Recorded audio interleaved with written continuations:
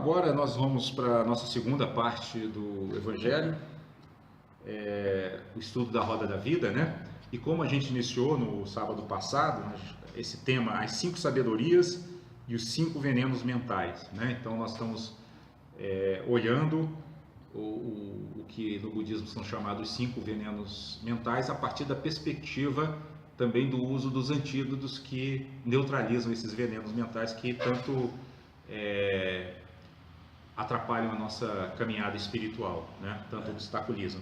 Vocês lembram que na semana passada a gente viu o primeiro veneno, né? Que é a raiva, que está ligada a um dos nossos 5 agregados humanos, que é o nosso corpo, forma, né? Vimos como é que ela trava, né, os nossos movimentos, trava o nosso corpo, nos adoece, né? E vimos também que a sabedoria do espelho é o antídoto para esse veneno, né? Hoje nós vamos ver o segundo veneno mental, que é o orgulho, e que está diretamente ligado ao primeiro agregado mental, né, que são as sensações, né? Assim, já de antemão a gente pode falar o seguinte: por que o orgulho está tão diretamente ligado às nossas sensações? Porque como a gente ainda opera num estado mental de ignorância espiritual, a gente ainda percebe o mundo de uma forma separada, né? Como se fosse nós aqui e o mundo externo lá, né? Então, isso propicia não só o surgimento do primeiro veneno, que é a raiva, como propicia também o surgimento desse segundo veneno e todos os demais, né? Porque na medida em que a gente se acha separado do mundo, a gente pode sentir raiva do mundo porque o mundo nos contrariou, a gente pode se sentir superior ao mundo, achar que nós somos melhores porque fazemos algumas coisas diferentes, às vezes até um orgulho espiritual, né? Nós praticamos a doutrina, outros não praticam. Nós podemos, daí surge também desejo e apego, né? Porque na medida em que eu considero que o mundo é separado de mim, eu começo a desejar as coisas do mundo, eu vou atrás delas, já que elas são separadas de mim, né?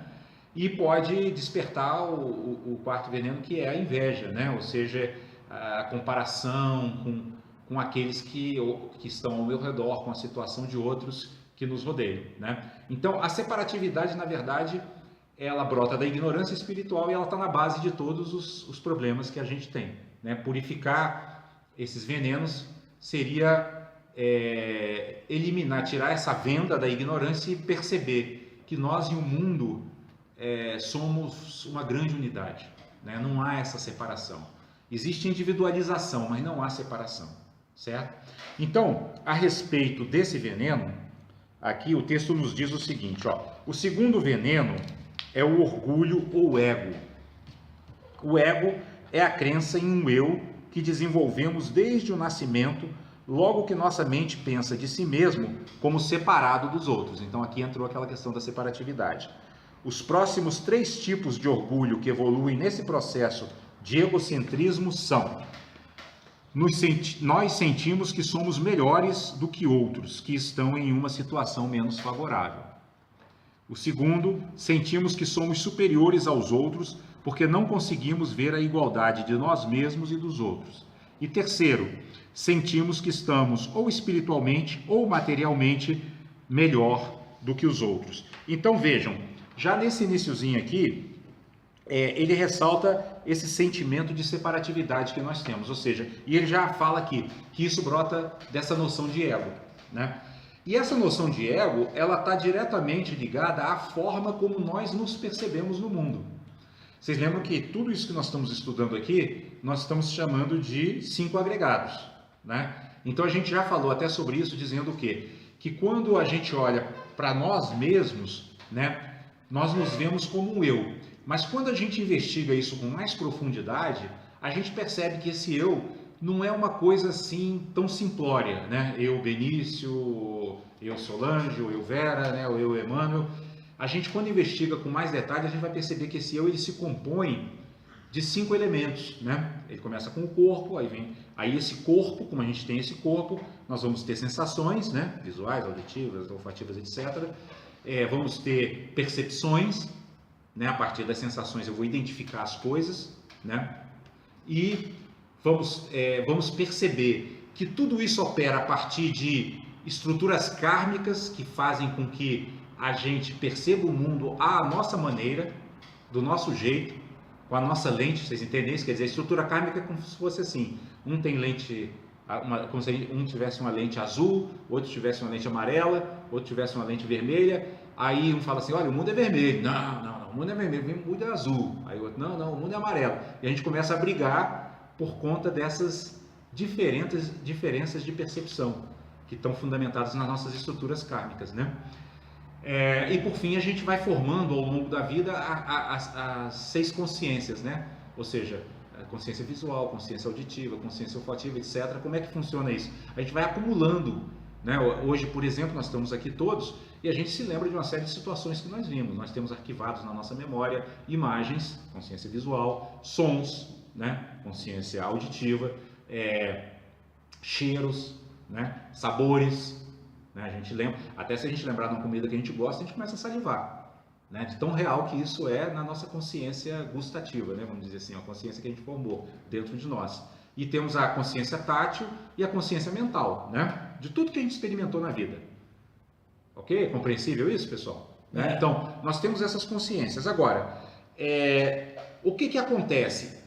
A partir dessa perspectiva de uma visão egocêntrica, egóica e ignorante, a gente começa a se identificar com essas consciências, né? com essas identidades, ou seja, eu começo a me definir como essa pessoa que nasceu em tal lugar, estudou em tal escola, filho de fulano, de Beltrano, que trabalha em tal lugar. Quer dizer, vocês percebem que tudo isso é um acúmulo de imagens, sons, todas essas consciências que a gente vai acumulando ao longo da vida, né? Mas essa não é a nossa verdadeira essência, né? A nossa verdadeira essência ela está por detrás disso. Quando nós nos identificamos com isso, a primeira coisa que nós estamos fazendo é nos limitando. Por quê? Porque da mesma forma que nós estamos manifestando essa identidade, essa história agora, nós já manifestamos outras em outras vidas, né? E vamos manifestar muitas outras em vidas futuras, e nessa própria vida já manifestamos várias identidades que já não existem mais, né? Também já fomos crianças, já fomos adolescentes, já fomos jovens, né? Já fomos adultos e já estamos na idade madura, né? Meu pai então já está mais uma à frente ainda, né, pai? Já está na terceira idade, né? Na melhor idade, né? Então o que significa isso?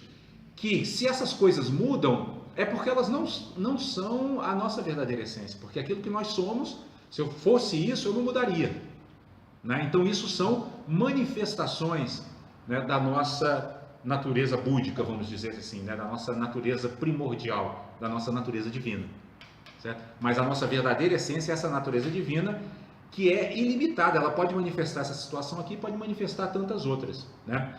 Então o que acontece? Quando a gente se deixa tomar pelo orgulho, quando a gente se deixa enganar por essas sensações contaminadas que fazem a gente achar que nós somos separados do mundo, nós estamos na verdade nos limitando, né? Então o orgulho ele tem uma contradição em si mesmo, que é o fato de que a pessoa, ao querer se exaltar, ela está na verdade se autolimitando, ela está se prendendo a uma identidade pequena, muito menor daquilo que ela realmente é em sua essência. Talvez por isso que Jesus tenha dito, e eu digo até talvez não, com certeza foi isso que Jesus quis dizer quando ele disse, aqueles que se elevarem serão rebaixados, né? A gente vai começar a entender melhor as palavras do Evangelho, né? Por quê? Porque essa falsa percepção de que nós somos um eu separado, melhor do que os outros, ela na verdade é limitante, ela não nos eleva do ponto de vista espiritual, na verdade ela nos rebaixa, ela nos diminui, né? Então esse é o primeiro ponto, por isso que é um dos venenos mentais, né?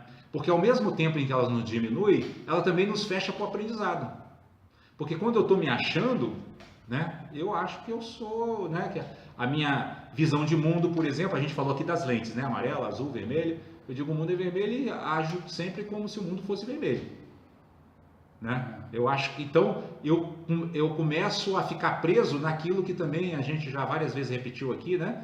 Um ponto de vista não passa da vista de um ponto. Eu fico preso à vista de um ponto só da vida, sendo que a vida é feita de infinitos pontos, né? E o orgulho, ele nos amarra ainda mais a esse ponto, porque o próprio significado de orgulho está dizendo, né? Eu me orgulho disso, Eu acho que isso é o máximo. Eu acho que isso é o que é o que há, né? E aí, qual seria o antídoto para esse veneno, né? Segundo o antídoto, segundo o budismo, seria a sabedoria da igualdade, né? Sabedoria da igualdade, que o Lama Padmasambhava define de uma forma muito clara, muito didática, né? Quando ele diz assim: colocar-se no lugar do outro e operar a partir daí. Olha só, esse começo aí já é uma coisa extraordinária, porque colocar-se no lugar do outro e operar a partir daí significa ter a capacidade de entender que cada um de nós vive numa bolha de realidade criada por nossa própria mente. Lembram da semana passada, a sabedoria do espelho? Né? A gente vai nossa mente vai se refletindo no mundo externo, né? A gente está sempre olhando, de alguma forma, a nossa mente projetada no mundo externo, né? Estamos nessa bolha. Mas quando a gente vai desenvolvendo a sabedoria da igualdade, a gente vai se tornando capaz de perceber que existem outras visões possíveis. Então, voltando a essa metáfora das lentes, eu estou aqui olhando o mundo a partir da minha lente vermelha, mas eu consigo de alguma forma colocar-me no lugar do outro que está lá operando com uma lente amarela e ver como é que ele olha o mundo amarelo, né? E aí ela não termina aí, colocar-se no lugar do outro e operar a partir daí. Continua dizendo, surge um interesse genuíno em promover as qualidades positivas deles, né? Então, a gente desenvolve não apenas a qualidade de entrar na bolha do outro, entender como ela funciona, né? Vocês lembram, por exemplo, eu vou voltar naquele exemplo do vídeo daquele presidiário americano, né? O que a Agnes, aquela senhora, né, que teve a filha e a neta assassinada por ele, fez? Ela teve essa capacidade. Ela olhou para ele, conseguiu desenvolver a sabedoria da igualdade, entrou na bolha de realidade dele, né? Como é que ele cresceu, como é que ele se desenvolveu, que valores ele aprendeu desde pequeno, e aí ela percebeu como isso conduziu de uma maneira quase que natural a um ato criminoso como aquele bárbaro, né? Mas que, olhando dessa perspectiva, ela não mais olhava para ele como um criminoso bárbaro e cruel, mas um sofredor que expressou o seu sofrimento a partir de uma raiva totalmente descontrolada do mundo a ponto de assassinar uma mulher e uma criança. Percebem? Então ela teve essa capacidade, né, de entrar no universo do outro, entendê-lo e a partir daí operar para quê? Para que as qualidades positivas dele viessem à tona, porque quando ele dá o depoimento, ele é um ser transformado, né? Ele reconhece o seu equívoco, né? Ele reconhece que a lente através da qual ele estava olhando a vida, que era uma lente da raiva, do ódio, né? Da coisa de que machucar os outros é o que ele tinha que fazer, né? Matar os outros é o que ele tinha que fazer, ele mudou completamente, né? Ele mesmo diz que descobriu nessa jornada junto com essa mulher, ele descobriu a essência do amor que ele não conhecia, e ele chora nesse momento, né? Então ela teve essa sabedoria, né? Ela colocou-se no lugar do outro, operou a partir daí e surgiu um desejo genuíno de que as qualidades positivas dele viessem à tona, e elas vieram, né? Aí essa sabedoria o Lama termina definindo assim: cuidar deles ou cuidar de nós significa a mesma coisa. Então, quando a gente chega ao ápice da sabedoria da igualdade, não há mais diferença entre mim e o outro. Então, praticar o mandamento que Jesus coloca como o primeiro, ou os primeiros dos mandamentos, amar o próximo como a si mesmo, né, se torna uma coisa natural, totalmente natural, né? Porque a gente rompe a barreira da separatividade, a gente não se deixa mais enganar pelas nossas sensações que nos fazem parecer que o mundo e nós somos duas coisas distintas, né? Esse exemplo mesmo dessa senhora Agnes, né, que teve essa atitude nobre, né, de converter, né, o próprio assassino de sua filha e sua neta, ela nos mostra exatamente isso, né, que essa atitude ela é transformadora do mundo a nosso favor, Por quê? Porque a pessoa, ela, como pessoa que ajudou, né, ela também se beneficiou disso espiritualmente. Ela cresceu espiritualmente. E a filha dela e a neta dela desencarnadas, com certeza também se beneficiaram disso, porque se tinham alguma tendência a não perdoar, né, ou a se ressentir, né, daquele que tirou a vida física delas, elas com certeza, com essa atmosfera que foi criada a partir dessa relação amorosa, né, dela, né, da Agnes com o presidiário, elas com certeza dissolveram qualquer possibilidade de ressentimento em relação ao seu próprio assassino. Percebe? Né? Então, aí vem esse último ponto da sabedoria da igualdade. Cuidar deles ou cuidar de nós significa a mesma coisa. Nós estamos cuidando de nós ao cuidar do outro. Né? E isso é fantástico. Então, esse é o antídoto para o orgulho, obviamente. Né? Porque a partir do momento em que eu não me vejo mais separado dos outros, não tem mais espaço para orgulho. Não tem espaço mais para eu achar que eu sou algo diferente do outro. Né? O outro tem os mesmos potenciais que eu tenho para compaixão, para o amor, para a alegria altruísta e para a equanimidade, certo? E aí o texto continua dizendo o seguinte: o que nos levaria a embarcar na viagem do ego, né, essa viagem ignorante, né, de nos acharmos melhores que os outros? Quando eu acredito que é separado dos outros, a emoção negativa do orgulho surge na crença de sermos melhores do que os outros. Desde então, passamos a acreditar na existência de coisas boas que acreditamos e fazemos, né? E coisas más que os outros acreditam e fazem, né? Então, isso aqui é o ápice da dualidade, né? Tem os bons, e vocês reparem o seguinte: ninguém está do lado dos maus, né? Todo mundo, quando divide o mundo em bons e maus, o bom sempre é o lado que eu concordo, óbvio, né? Aquele lado que eu acho que é o certo. Eu estou sempre do lado bom, né? A gente sempre é mocinho, né? E todos os outros são os bandidos, são o lado mau, né? Então, a sabedoria da igualdade é exatamente superar essa dualidade. Não tem mocinho nem bandido nisso, né? Tem, como diz o Dalai Lama, seres buscando a felicidade e evitando o sofrimento. Só que, num planeta como o nosso de provas e expiações, estamos fazendo esse trabalho de buscar a felicidade e evitar o sofrimento de forma ignorante, só isso, né? Uns de uma forma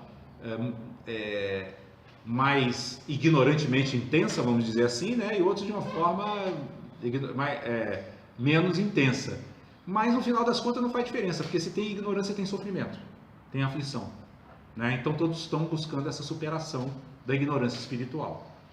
E aqueles que já superaram essa ignorância, né? Jesus, Buda, Krishna e todos os mestres espirituais da humanidade, já não dividem o mundo mais assim, né? Eles já chegam lá e conseguem se colocar no lugar do outro e operar a partir daí. Vocês lembram daquele exemplo que eu falei para vocês da Monja Coen, quando foi ensinar meditação para os meninos lá na FEBEM em São Paulo, né? Que ela chegou, sentou, falou assim: ó, ponham as mãos, né, né, sentem-se confortavelmente, relaxados, ponham as mãos sobre as coxas e tal. Agora imaginem que vocês estão enrolando um baseado. Né? E aí foi fazendo todo o processo, né, de enrolar o baseado, acender o baseado, sentir o cheiro. Por quê?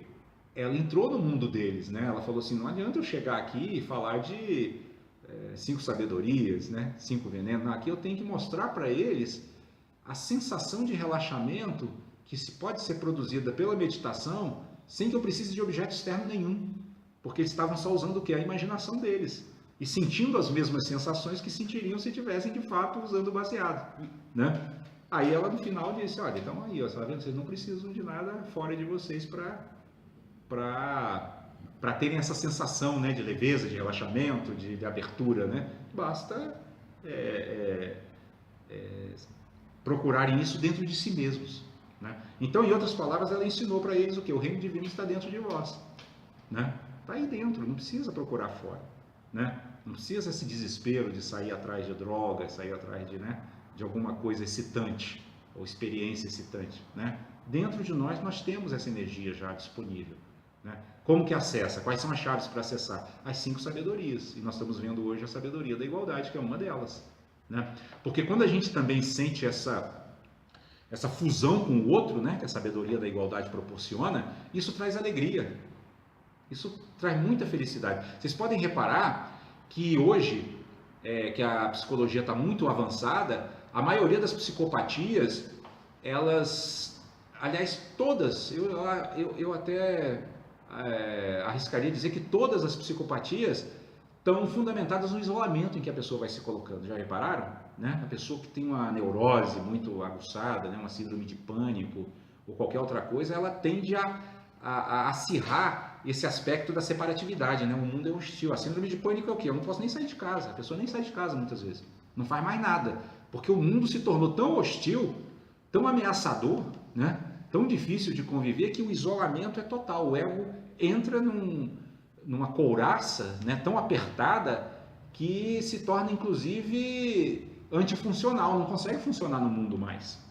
É um negócio estarrecedor, né? Então isso mostra que realmente o caminho para se sair disso é a sabedoria da igualdade. A esquizofrenia é um outro exemplo, né? O esquizofrênico, ele começa a falar sobre coisas que você fala, nossa, mas ele está falando de coisas que só tem na cabeça dele, né? Começa a viver um mundo à parte, né? Ele não interage mais com o mundo, né? Então, qualquer psicopatia que a gente pegar, nós vamos perceber que na raiz dela está o acirramento desse isolamento que, em maior ou menor grau, todos nós temos, de alguma forma, né? Todos nós temos um dos animais que representam ali a nossa prisão, a roda da vida, é a cobra, né? A cobra está sempre ali pronta para morder quem estiver entrando no nosso território, invadindo as nossas coisas, né? Ou mexendo nas nossas coisas, né? Então todos nós temos um pouco disso, mas quando isso se acirra, torna doença, né? E o texto continua: enquanto nós acreditarmos que somos superiores aos outros, é impossível aprender com eles. Esse é um dos pontos, inclusive, que o orgulho nos bloqueia. O orgulho nos impede de aprender. Por isso que Sócrates falou, sábio é aquele que está consciente da sua ignorância. Porque se eu estou consciente da minha ignorância, eu vou procurar sanar essa deficiência que eu tenho, né? Eu vou procurar o quê? Aprender. Agora, se eu acho que sei, né? E a gente vê muitas pessoas, né, que muitas vezes a gente tenta ajudar, falando, mas fulano, eu sei, não, eu sei o que eu estou fazendo. É o orgulho isso aí, né? Não, eu sei o que eu estou fazendo. Então é tipo assim, eu estou oferecendo ajuda, mas eu não tenho nível para oferecer ajuda. Por isso que o orgulho é um sentimento de superioridade, né? Não se meta na minha vida, né? Aí, ó, o sentimento da separatividade, minha vida é a sua, né? Então, como se nós não fôssemos regidos por princípios comuns. Então, a gente se fecha, né? E ao nos fecharmos, é aquilo que eu falei, a gente se diminui. Vocês lembram que semana passada eu falei que o processo de crescimento espiritual é um processo de ampliação da consciência, né? A consciência está aqui pequenininha e ela vai ampliando, crescendo, né? A gente vai ficando maior. Essa coisa pequena continua aqui existindo, mas a gente fala, ela não era tudo, há mais, né? Há mais coisas aqui, à medida que eu vou ampliando minha consciência. Mas se eu estou preso no orgulho, ó, eu estou travado aqui e tendendo ainda a fazer isso aqui, ó, né? A encolher ainda mais, né? Para defender esses pontos de vista, né? Através dos quais eu vejo o mundo e não deixar que ninguém me convença de que eles não estão certos. Percebe? Então ele continua dizendo, portanto temos de abandonar o apego ao ego para desenvolver qualidades iluminadas. Isso é fundamental, né? Uma mente purificada não faz distinção entre o puro e o impuro, o bom e o mal, eu e outros, mas experimenta todas as coisas em igualdade, perceberam? Ou seja, a mente iluminada, ela supera a dualidade. Não tem mais bom e mal, não tem mais puro e impuro, não tem mais eu e outros. Acabou a dualidade, né? E essa percepção da unidade traz muito conforto para o coração e para a mente, porque a gente não precisa mais estar se defendendo de um mundo hostil. Nós estamos abertos ao mundo para aprender com ele. Porque também quando a gente aprende a sabedoria da igualdade e aprende a se colocar no lugar do outro e operar a partir dali, a gente adquire novas habilidades, porque o outro tem habilidades que eu não tenho, né? Daí vem a ideia da humildade, né? A humildade é exatamente isso. Inclusive, a Monja Coen também outro dia, falando sobre humildade, ela falou sobre uma coisa que eu desconhecia, que é a origem da palavra, que vem de humus, com H, né? em latim, né? E que hoje significa terra, né? Então a humildade é nós sermos assim como o planeta Terra, né? Ou seja, que serve a todos sem se vangloriar disso, que dá alimento, moradia, né? Porque o planeta nos dá tudo isso, né? da vida sem querer se sobressair por causa disso, né? E aí o texto continua dizendo assim: assim, quando somos livres do orgulho, realizamos a sabedoria da equanimidade.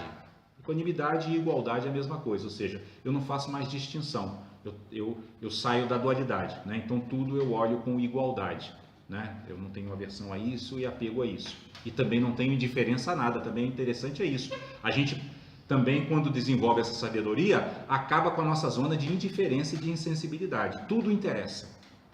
A gente não tem apego a nada, mas tem interesse por tudo. Aquele que a gente falou do interesse genuíno, né? Tudo desperta interesse em nós, interesse genuíno de que tudo que nos cerca desperte suas qualidades positivas, que elas venham à tona, né? Então ele fala: realizamos a sabedoria da equanimidade, simbolizada pelo Buda Ratnasambhava, cujo nome significa a joia nascida una, ou a origem das joias. Então é aquele conceito de unidade, né? Que os budistas valorizam tanto que eles chamam de joia. É uma joia, é precioso, né? Perceber a unidade é uma coisa muito preciosa. Por quê? Porque se eu percebo a unidade, a separatividade se desfaz. Se a separatividade se desfaz, toda a base da ignorância rui. E aí surge a iluminação, né? E aqui, para concluir essa parte, eu vou mostrar para vocês a passagem do Evangelho, onde Jesus, uma delas, né? Porque ele provavelmente tem outras, mas uma que me ocorreu, onde Jesus fala dessa sabedoria, né? Quando ele diz assim: em verdade vos digo que quando o fizestes a um destes meus pequeninos irmãos, a mim o fizestes. Vocês percebem? Quer dizer, não tem separação. Por quê? Porque assim, os discípulos tinham a maior boa vontade de fazer as coisas para o mestre. O mestre, todo mundo queria, né, adivinhar os desejos dele, que ele não tinha, diga-se de passagem, né, porque era iluminado, mas as necessidades dele para estarem prontos ali para fazer alguma coisa por ele, né? Isso é natural, porque os mestres emitem uma vibração tão boa, né, tão gostosa, que todo mundo quer saber, nossa, o que eu posso fazer por ele, né? E aí Jesus fala para eles: não, olha, é o seguinte, o que vocês fizerem por um desses meus mais pequeninos irmãos, a mim o tereis feito. Ou seja, não tem separação, não fiquem fazendo essa separação. Vocês percebem? Quer dizer, Jesus, apesar de sua qualidade iluminada, não tinha orgulho nenhum, né? Apesar de ser até diferenciado no meio de tanta ignorância, não tinha orgulho nenhum. Ele disse: eu não sou diferente, vocês não precisam ficar querendo fazer para mim, façam para os meus irmãos mais pequeninos, eles precisam de ajuda, eles precisam de apoio, eles precisam que dê a mão a eles. Mas essa passagem ela está dentro de um textozinho curto, onde ele fala assim, é uma parábola, né, que Jesus criou para falar dessa sabedoria, né, onde ele diz assim: então dirá o rei aos que estiverem à sua direita: vinde, benditos de meu Pai, possuí por herança o reino que vos está preparado desde a fundação do mundo. Porque tive fome e deste-me de comer, tive sede e deste-me de beber, era estrangeiro e hospedaste-me. Estava nu e vestiste-me, adoeci e visitaste-me, estive na prisão e foste-me ver. Isso tudo é o rei falando, tá? Então os justos lhe responderão dizendo: Senhor, quando te vimos com fome e te demos de comer, ou com sede e te demos de beber? E quando te vimos estrangeiro e te hospedamos, ou nu e te vestimos? E quando te vimos enfermo ou na prisão e fomos ver-te? E respondendo o rei lhes dirá: em verdade vos digo, que quando o fizestes a um destes meus pequeninos irmãos, a mim o fizestes. Então você vê que Jesus usava figuras, como ele tinha muita sabedoria, ele usava figuras que impactavam muito as mentes daqueles que estavam ouvindo ele, né? Então ele começa com o quê? Ele começa falando de rei. Por quê? Naquela época, e hoje ainda, né, o governante era visto como alguém diferente. Naquela época, mais ainda, era o rei. A realeza era transmitida pelo sangue, pela descendência. Então era como se fosse aquelas pessoas que nascem na família real são diferentes, né? Olha como isso tem uma ligação direta com a sabedoria da igualdade, né? Essas pessoas, inclusive, a maioria delas era vítima do orgulho, obviamente, né? Nasci numa família real, sou filho de rei, tenho um sangue até diferente. Teve época que eles achavam que tinha até um sangue diferente, de cor diferente, né? Um sangue azul, não era nem vermelho, né? Então, Jesus já usa uma figura bem forte, né? Então o rei chegou, aí o rei começa a falar para os seus súditos que eles o vestiram, que eles o visitaram, que eles deram de comer. Aí eles falam, mas como assim? Como que nós fizemos isso? Vocês fizeram isso quando fizeram a um desses meus súditos mais pequeninos, a um desses menores. Então aí Jesus mostra, não tem diferença entre rei, súdito, entre rico, pobre, né? Entre culto, inculto, instruído, não instruído, escolarizado, não escolarizado, não tem, né? Então Jesus, com essa parábola, ele dá o ensinamento da sabedoria da igualdade para os seus discípulos, né? Mostrando para eles que essa separatividade é um grande engano e que isso bloqueia o avanço no caminho espiritual.